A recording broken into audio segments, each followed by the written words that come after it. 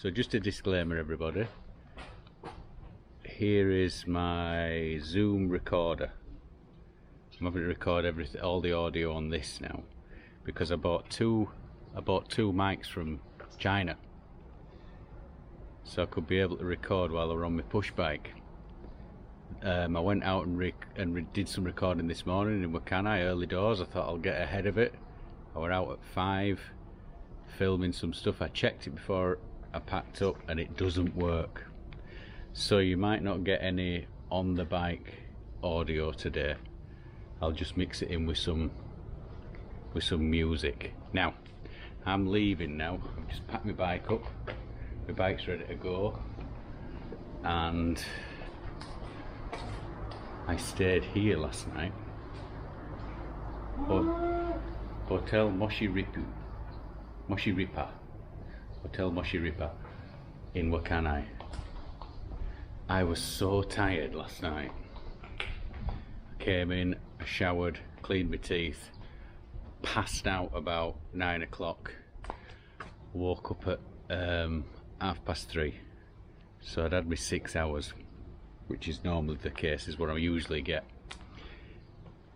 So I'm going to set off now. I'm off to Shosanbetsu. That's where I'm heading for today. It's over 100 kilometers. The weather is overcast, but it's warm. It's still warm, so I should be alright. What I'm going to do now is I'm going to do the filming that I was doing around Wakkanai this morning. I'm going to have to do it all again with this. Can't believe it. And then I'll set off.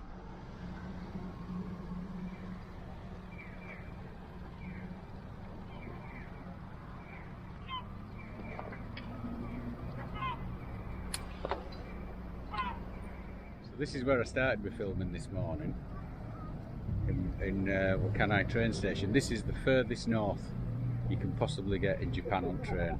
You can't go any further on a train in Japan. All them teachers at school that used to say to me, look, listen Walsh, it's the end of the line for you, you need to knuckle down and work. Well no, that wasn't the end of the line, this is. You can't go any, well, train tracks do not go any further in Japan than right here and here.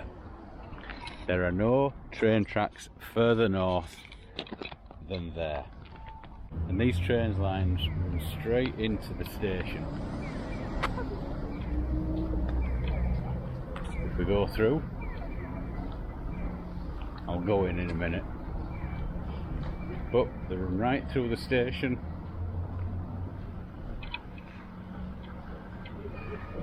straight in, and this is Wakkanai station. This is, and a train,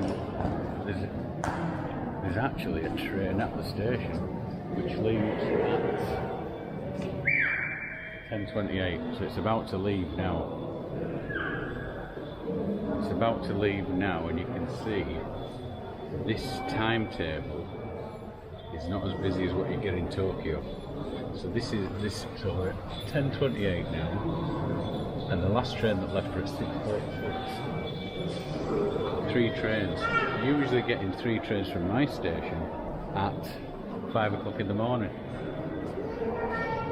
So this is quite the thing to have a train in this station. Now I've looked around Wakkanai. I was looking around Wakkanai all last night, and I had a cycle around this morning, and this is by far the most modern, well-kept building in Wakkanai, is the train station. And that's what they say. If your train stations and your airports, if you've got a couple, if those 2 buildings are spick and span, when people arrive they're going to be happy. As soon as they step out, it all goes downhill from there. And I don't know if you can see, there are a couple of buildings over there that have seen better days. Yeah, they've definitely seen better days compared to this. Yeah, there's not much going on. couldn't live here. But now we go south.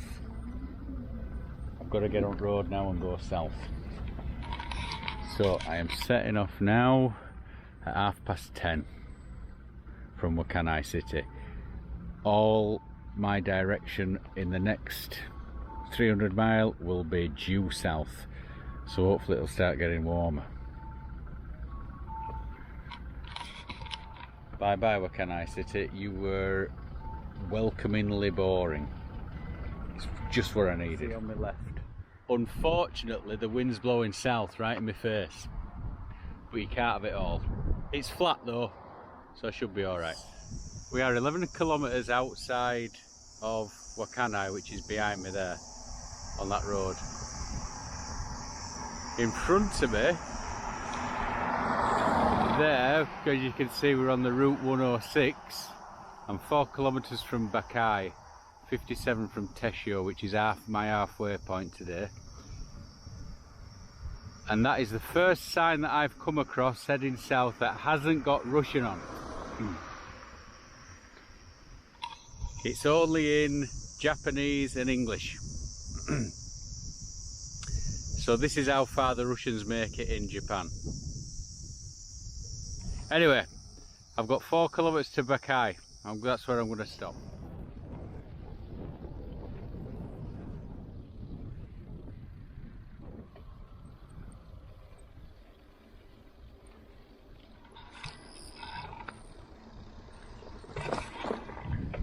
In horse flies.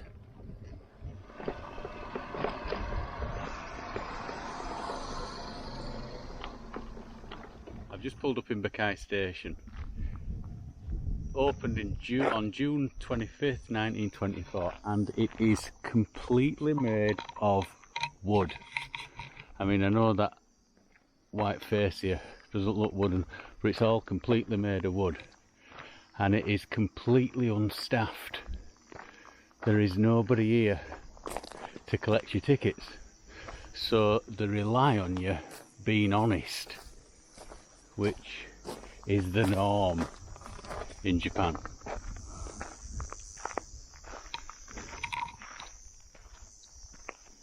So we can see Yuchi is that way, which is going over the hills towards Asahikawa, and Minami Wakkanai is that way.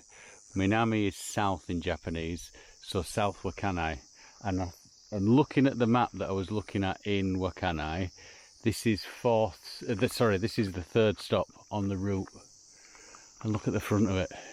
The front of it doesn't look like it's had any work done since 1924. Glorious. Now this station was in a movie called Snowy Beauty, a Japanese movie, and it's quite famous. So this is the reason why I've stopped, just to have a look at it. Now I was speaking to a woman at the front of the station, and she said that there's a train going to pull up in about 5 minutes. And I was thinking, shall I hang on for the train? But she's turned up for it, and it looks like somebody on a bike, not just me, has turned up. But what I'm going to do is I'm going to walk to the other side. It looks like I can go down here. It looks like I can walk down here to the other side, go over tracks, and then I should be able to get a shot at the station from the other side of the tracks. Now, because I'm on my touring bike, I've been thinking 100 kilometres I can get that done in 8 hours, but because I've got my bags with me, I'm only going about 12 kilometres an hour.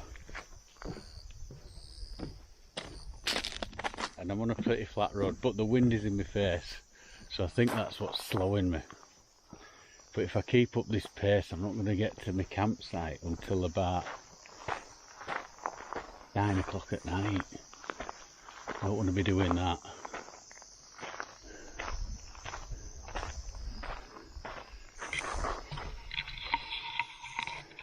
and that's the front of Wakkanai station.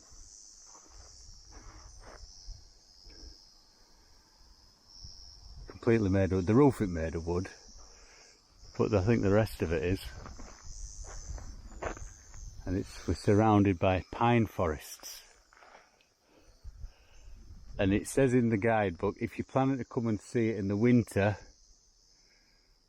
be prepared for delays because of blizzards. And I think if you got off the train and took some photos, and then you're gonna be sat here a while before the next train comes, you'd have to get off, take your photos, and get back on again. I'm getting bit by horseflies every 2 minutes. Sorry, bye. Ooh. Anyway, I'm going to go to the other side now, and we'll see if I'm going to try and find a train schedule actually. See when this next train racks up. I might have misunderstood. I might have misunderstood that old lady's Japanese, because mine is terrible. Right, it seems that there's not going to be a train until 6:30 tonight, which is about 6.5 hours off, and I'm not waiting for that.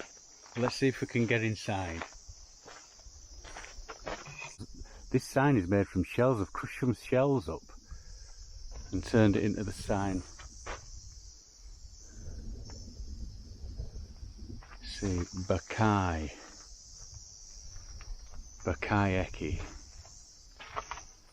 So, oh, you can go in. So, like I said before, completely made of wood. The station master's broom to clean everything up with. This is what it were like back in the day. I can go in here as well. So up on the wall you've got the local tourist photos.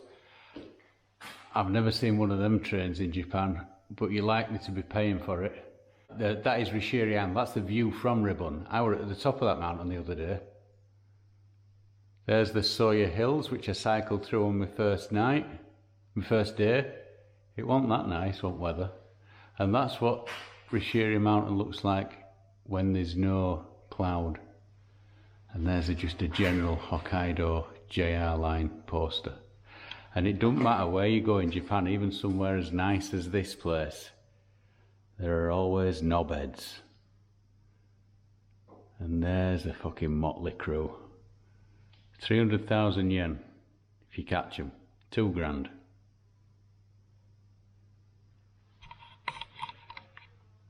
Definitely a sex offender.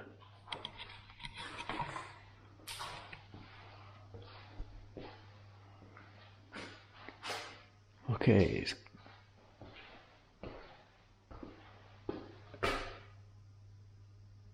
$11:48. Oh, what time are we on now?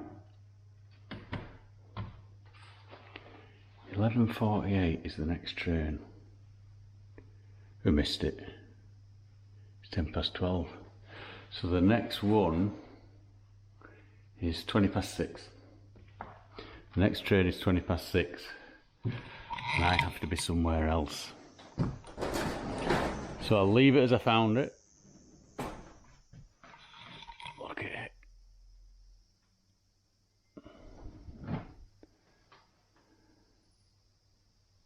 I'm going to have to stop geeking out and make a move. I'm glad I wasn't going to stop.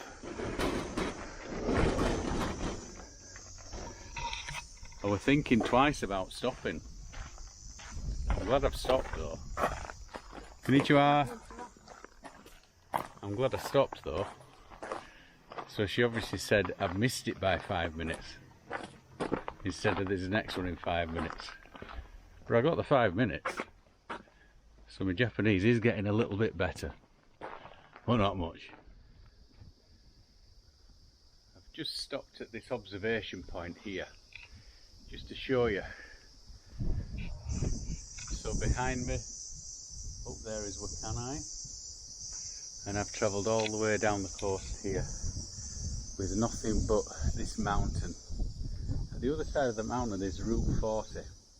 I mean, I could take the 811 over and get onto Route 40, but I want to stay on this coast road. That sign says that I am 47 kilometres from Teshio. And always the constant in the background is yesterday's greatest tormentor to me, Mount Russian. I met a fella in the guest house this morning, an Indian bloke, that he said he was going to get the ferry over this morning, climb it, come back down and come back for his tea tonight. I warned him. I says, my thighs are still killing me now. So we're going to have a word with his wife and see what they're going to do. I hope they do it, but it's going to be rough tomorrow. So if he's doing what he says, he should be just going up into that cloud now. I told him to take plenty of water. Even I didn't have enough yesterday.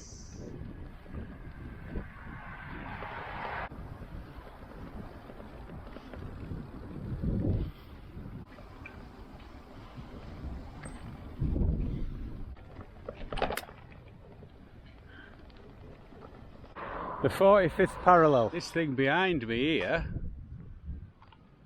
is the 45th parallel. I finally hit it. I'm about 55 kilometres outside Wakkanai, so about 35-40 miles outside Wakkanai, and I am just crossing over to the 45th parallel. Now, if you look at that red line there, that's the angle of the parallel there. So, right in the middle of my bicycle, where the crank is, to the back wheel is to the north, the front wheel is to the left. So I am stood on the line where I am equal distance from the equator to the North Pole. So my back wheel is closer to the North Pole and the front wheel is closer to the equator. So in one direction you've got polar bears and ice storms. In the other direction you've got them fancy drinks with umbrellas in. Beautiful sunny beaches, dusky maidens in grass skirts. I can remember the first time I crossed the equator in Indonesia. I fell asleep. I was asleep on a bus and I'd suddenly crossed over into the southern hemisphere for the first time, and the bus driver told me, oh yeah, we crossed over about 3 hours ago. And I said, well, why didn't you wake me up? It didn't mean anything to him. Crossing the equator didn't mean anything to him. Just like crossing the 45th parallel doesn't mean anything to anybody that lives around here. But there you go. I've made it. The 45th parallel. So if I look straight down, my left foot is closer to the North Pole, my right foot is closer to the equator. Which also means I've got a testicle on each side. And if you ask me which one is the colder one,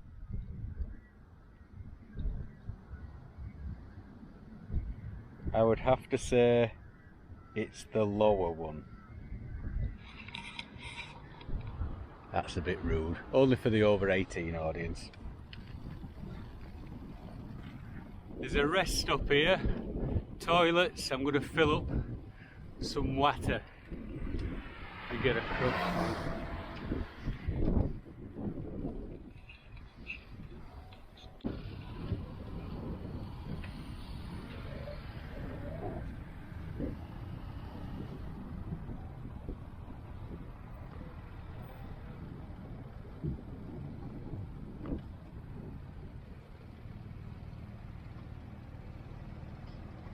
Toilets are shut. Oh, for fuck's sake.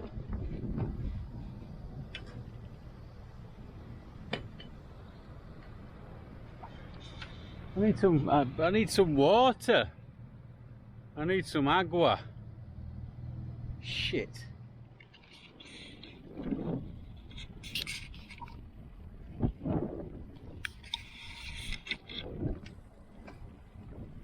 no behind me. There's no in front of me. Apart from a road. It's silent. It's silent. Look at this smile. This is the thing about road cycling. It is joyous. Joyous!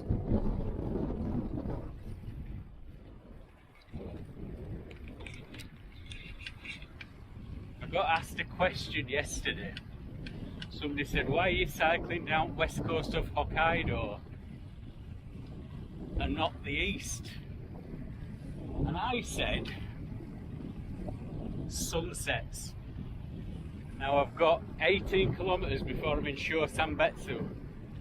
I'm hoping that cloud doesn't ruin that sunset. I've got about an hour and a half before sun goes down.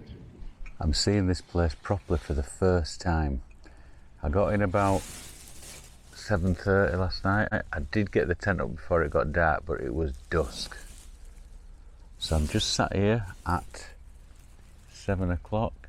I don't know if you can see that sign at Shosanbetsu. Shosanbetsu. This campsite.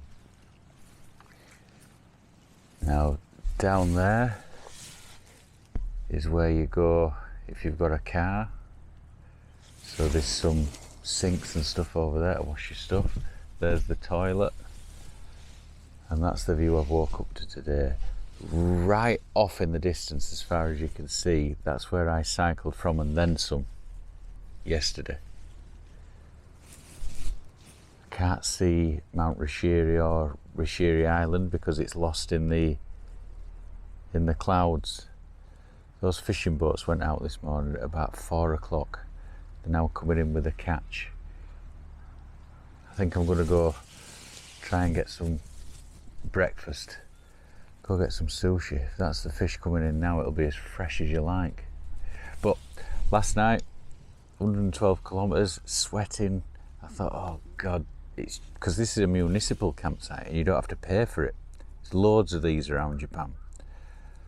And I thought, I'm not going to be able to get a shower. I'm going to have to wet tissue myself from head to foot to get washed. But as I came in, that green roof there is an onsen.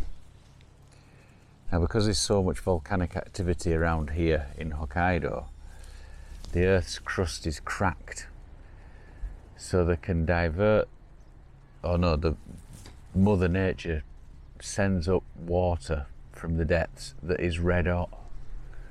So you go in, I had a towel with me, you go in, you have a sit down shower, you just wash yourself clean of the dirt and the sand that were blowing in off me and the sweat, just got all that off me.